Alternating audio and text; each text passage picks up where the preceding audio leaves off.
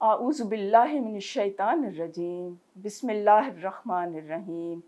हाँ जी, हमारा आज का जो टॉपिक है ना वो है कि वो कौन सा अमल है जो यकीन और ईमान से सुबह और शाम बाकायदगी के साथ करने से इंसान जन्नती होगा।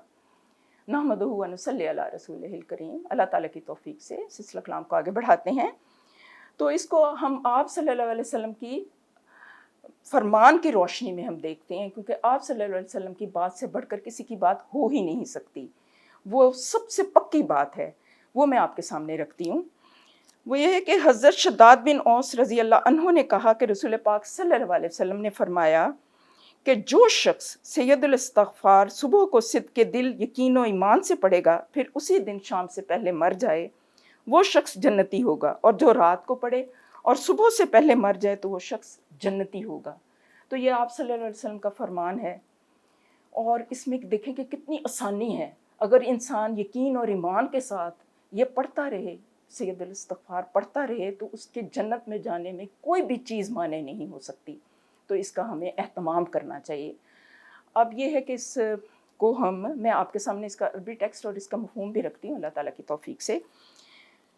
अल्लाहुम्मा अंता रब्बी ला इलाहा इल्ला अंता खलक़तनी व अना अब्दुका व अना अला अहदिका व वअदिका मस्ततअतु अऊज़ु बिका मिन शर्रि मा सनअतु व अबूउ लका बिनिअमतिका अलैया व अबूउ बिज़ंबी फ़ग़फ़िरली फ़इन्नहु ला यग़फ़िरुज़्ज़ुनूबा इल्ला अंत।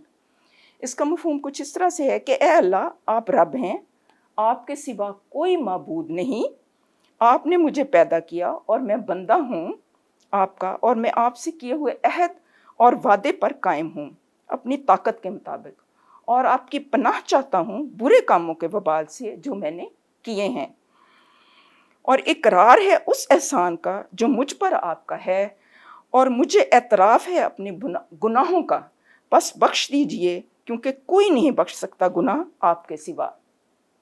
अब देखें कि इसके तर्जमे के अंदर, इसके मफ़हूम के अंदर कितना बड़ा मानी का समुंदर छुपा हुआ है। यकीन करें, ये पूरी ईमान की फ़िलॉसफ़ी इसमें बयान की गई है। सबसे पहले तो हम अल्लाह को उसके ज़ाती नाम से पुकार रहे हैं, और अल्लाह ताला के ज़ाती नाम के अंदर बहुत ताकत है, अज़मत है, जलालत है। हम अल्लाह ताला को पुकार रहे हैं कि अल्लाह, तू ही मेरा अल्लाह है, तू ही मेरा रब है। रब कौन है? वो जो इब्तिदा से इंतहा तक पहुँचाता है, जो कि एक छोटे से बच्चे को उसको मतलब उसकी परवरिश करता है, उसको आगे बढ़ाता है, उसकी देखभाल करता है, उसकी निगरानी करता है। जो माँ बाप भी उसकी निगरानी कर रहे होते हैं ना, ये अल्लाह ताला की तौफ़ीक से कर रहे होते हैं। जो माँ अपने बच्चे के लिए एक ममता लुटा रही होती है, वो भी अल्लाह ताला की तौफ़ीक से वो सब कुछ हो रहा होता है। और जो वसाइल भी उन्हें मिल रहे होते हैं, वो भी अल्लाह के थ्रू मिल रहे होते हैं। तो या अल्लाह, तू मेरा रब है, पालने वाला है, तू पालनहार है, और तूने मुझे बनाया है। ये इसमें है ना कि खलक़तनी है, अल्लाह तू तख्लीक़ कार है, तूने मुझे बनाया है। जब तूने मुझे बनाया है और मैं तेरा बंदा हूँ, मैं तेरे आगे झुक गया हूँ, मैं इकरार कर रहा हूँ कि मैं तेरा बंदा हूँ, मैंने अपना सर तस्लीम खम कर दिया है, और ये कि या अल्लाह, मुझे इस चीज़ का एतराफ़ है, मैं बंदा हूँ और मैं बंदगी में रहना चाहता हूँ। और ए अल्लाह, जो मैंने वादे किए हैं ना तुझसे, तो मैं उसके ऊपर जितनी मेरे अंदर ताकत है ना, उसके मुताबिक मैं अमल करने की कोशिश कर रहा हूँ। तो वादे क्या हैं? सबसे पहले वो वादा हम याद करें जो अलस्तु बिरब्बिकुम, जो अल्लाह ताला ने रूहों से वादा किया था। सारी रूहों को अल्लाह ताला ने आसमान के ऊपर जमा किया था और उनसे अहद लिया था कि आप बताओ कि क्या मैं नहीं हूँ तुम्हारा रब? तो सारी रूहों ने ये कहा था कि हाँ ए अल्लाह, तू ही है हमारा रब। तो अल्लाह ताला ने इस चीज़ का इकरार किया था। फिर उसी इकरार को याद दहानी के लिए, क्योंकि वो लाशऊर में चले गया था इंसान के, तो अल्लाह ताला ने उसी इकरार को, इसी अहद को याद दहानी के लिए किताबें भेजी, रसूल भेजे, उन्होंने वो अहद याद कराया।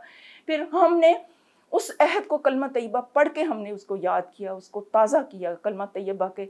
फिर जो तकाज़े हैं कि या अल्लाह, मैं मेरी पूरी कोशिश है कि उन तकाज़ों को मैं निभाऊँ। ला इलाहा इल्लल्लाहु मुहम्मदुर रसूलुल्लाह सल्लल्लाहु अलैहि वसल्लम, कि अल्लाह, मैं इकरार करता हूँ कि तू ही रब है, तेरे अलावा कोई रब नहीं है, तेरे अलावा कोई इलाह नहीं है।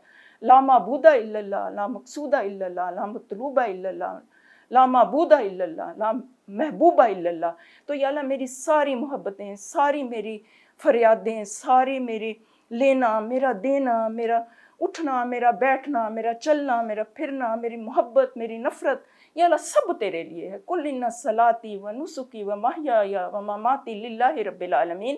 کہ अल्लाह मैं कोशिश कर रहा हूँ कि तुझसे किए हुए अहद को और वादे को निभाऊँ, लेकिन या अल्लाह मैं कमज़ोर हूँ, मेरे साथ मेरा नफ्स है वो मुझे उकसाता है, मेरे साथ शैतान लगा हुआ है वो मुझे उकसाता है, दुनिया के फितने हैं, दुनिया के काम हैं, वो चीज़ें मुझे अपनी तरफ अट्रैक्ट कर लेती हैं, लेकिन मेरी कोशिश है कि मैं इस रास्ते के ऊपर चलूँ। तो या अल्लाह मैं अपनी इस्तिताअत के मुताबिक काम कर रहा हूँ या कर रही हूँ, तो तू मुझे संभाल ले, तू मेरी ताईद कर, तू मेरी नुसरत कर, क्योंकि तेरे रास्ता के ऊपर चलना मैंने अपनी ज़िंदगी का मकसद बना लिया है, तो तू मेरी ताईद कर, क्योंकि तेरी ताईद के बगैर मैं इस रास्ते पर नहीं चल सकता या चल सकती। तो ये है कि मैं इकरार करता हूँ अपने उस अहद का। और फिर ये है कि उसके बाद फ़ौरन माफ़ी मांगी गई है कि इंसान हूँ, बंदा बशर हूँ, गलती कोताही हो जाती है, तो या अल्लाह ए महबूब, ए मेरे महबूब हकीकी, तो मेरे गुनाहों को बख्श दे, क्योंकि तेरे अलावा कोई नहीं बख्श सकता। देखिए मुकम्मल एक इंसान की आजिज़ी का इजहार है, और अल्लाह ताला को ये आजिज़ी और ये तौबा करना, गलती करके लौट आना जो है ना, अल्लाह ताला को बहुत पसंद है।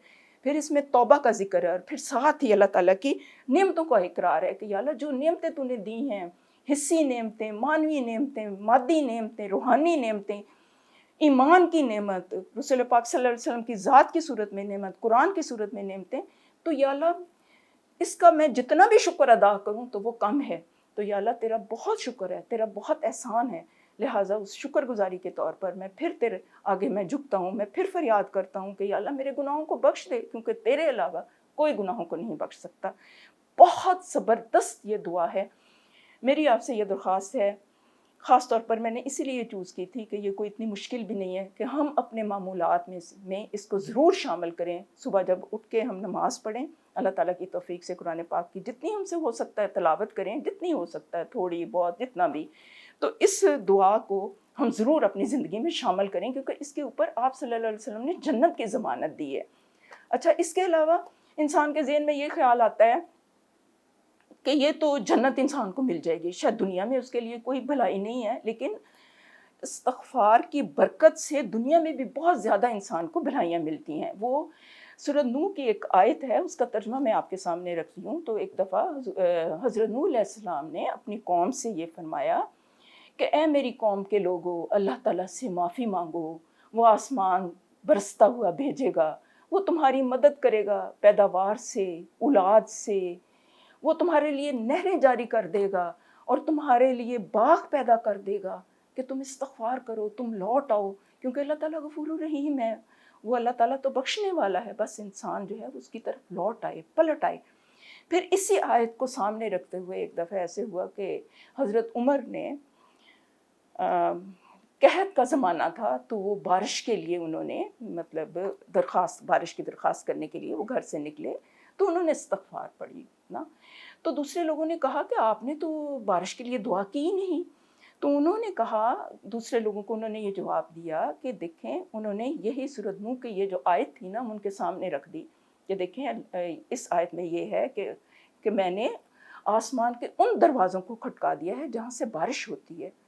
इसी तरह इसी ज़िमन में एक और वाक़या हमें मिलता है कि हसन बसरा की महफ़िल में कुछ लोग मौजूद हुए और एक बंदे ने खुश्क साली की शिकायत की, तो उन्होंने उन्हें इस्तिग़फ़ार का कहा। फिर एक दूसरे बंदे ने पैदावार की कमी का कहा, तो उन्होंने भी इस्तिग़फ़ार का कहा कि आप अल्लाह ताला से माफ़ी मांगें। फिर और बंदा है, उससे मालो औलाद के बारे में कहा, तो उन्होंने यही इलाज तजवीज़ किया। तो लोगों ने पूछा कि आप सबके लिए एक ही जवाब दे रहे हैं। तो उन्होंने फिर यही आयत जो थी वो लोगों के सामने रख दी, ये सूरह नूह की आयत कि अल्लाह ताला किस तरह से बारिशें भेजेगा और बाग पैदा कर देगा, मालो औलाद से नवाजेगा। तो मेरा कहने का मतलब ये है कि इसमें सिर्फ आखिरत की भलाई नहीं है, दुनिया भी संवर जाती है।